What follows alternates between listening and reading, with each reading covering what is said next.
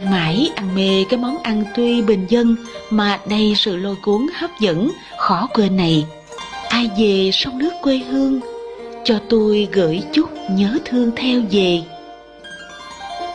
Nơi miền đất Tây Nam Bộ này không có gì là hoành tráng, mà chỉ là những hình ảnh, những ký ức, những kỷ niệm rất giản đơn mà thường ta vẫn biểu là đồ nhà quê. Nhưng nghĩ cũng ngộ, mấy thứ nhà quê đó qua biết bao năm sau giờ giật đổi đã phần nào trở thành những hình ảnh, những ký ức khơi gợi lên cảm xúc của nhiều người.